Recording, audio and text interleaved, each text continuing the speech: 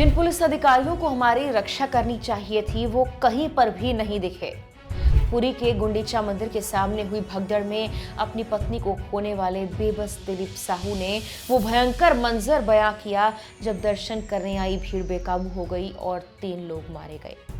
इस हादसे में अपने परिवार वालों को खोने वाले पीड़ितों का आरोप है कि पुलिस वाले भगदड़ के दौरान गिरे लोगों को उठाने की बजाय खुद को बचाने की कोशिश कर रहे थे और कई जगहों पर तो पुलिस थी ही नहीं। भगदड़ सुबह 4 से 4:30 के बीच हुई जब हजारों श्रद्धालु रथों के सामने देवताओं के दर्शन के लिए इकट्ठा हुए थे। रथ यात्रा के एक दिन बाद शनिवार को ये रथ गुंडीचा मंदिर के सामने पहुंचे थे और रविवार की सुबह हादसा हो गया।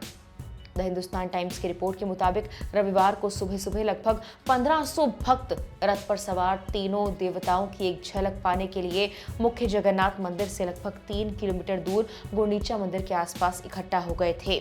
वहां पर मौजूद प्रत्यक्षदर्शियों के अनुसार सुबह करीब 4 बजे चरमाला की लकड़ी से लदे 2 ट्रक, जिसे काफी पवित्र माना जाता है, वो सारदाबली क्षेत्र में दाखिल हुए। 2 ट्रकों के एकदम आ जाने से श्रद्धालुओं में अफरा तफरी मच गई। इसके चलते कई लोग घायल हो गए और लोग एक दूसरे पर गिरने लगे। 3 लोगों की दम घुटने से इस भीड़ में मौत हो गई। खुर्दा जिले की प्रभाती साहू इसी भगदड़ में मारी गईं। उनके पति दिलीप साहू ने कहा, मैंने पुलिस अधिकारियों को खुद को बचाने के लिए भागते हुए देखा। मेरी पत्नी बेहोश थी, मुझे बाकी भक्तों की मदद से उसको अस्पताल ले जाना पड़ा। जिंदा बचे लोगों ने बताया कि जब भीड़ बेकाबू हो गई थी तो वहां अफरा तफरी का माहौल था। प्रत्यक्षदर्शियों के अनुसार त्योहार से पहले सरकार द्वारा किए गए मॉक ड्रिल के बावजूद हालात से निपटने के लिए मौके पर कोई व्यक्ति मौजूद नहीं था। भारी भीड़ के चलते वहां बामुश्किल ही कोई पुलिसकर्मी दिखाई दिया। रथ यात्रा के दौरान जान गंवाने वाली भक्त प्रभाती दास के पति अभिजीत दास ने बताया कि इस आफत की घड़ी में हमारी मदद के लिए पुलिसकर्मी था ही नहीं। हम मदद के लिए पूरी तरह से खुद पर निर्भर थे।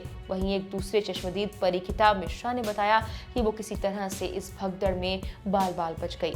परीक्षिता मिश्रा कहती है कि प्रशासन ने रथों के आसपास का एरिया खाली नहीं कराया था, ऐसा उन्हें करना चाहिए था, लेकिन ये नहीं हुआ। पहले से भरे हुए रथों के सामने से 2 ट्रक गुजरे, जिसकी वजह से सड़क पर जगह कम हो गई और लोगों के बीच भगदड़ मच गई।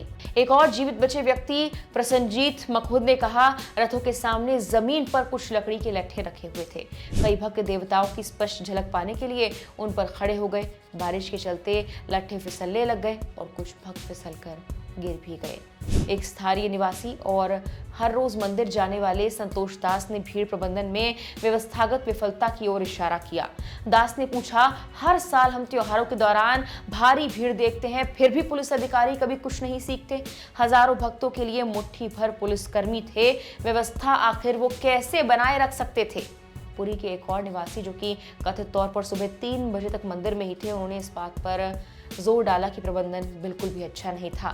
स्वाधीन कुमार पांडा ने ANI से बातचीत कर कहा कि VIP लोगों के मंदिर में एंटर करने के लिए एक नया रास्ता बनाया गया था और आम लोगों को दूर से बाहर निकलने के लिए कहा जा रहा था। पांडा ने कहा, लोग प्रवेश द्वार से ही बाहर निकलने लगे, जिससे भीड़ ज्यादा बढ़ गई। उन्होंने कहा कि यातायात प्रबंधन भी एक मुद्दा है और आरोप लगाया कि अनधिकृत पास वाले कई वाहन मंदिर के पास आ गए थे।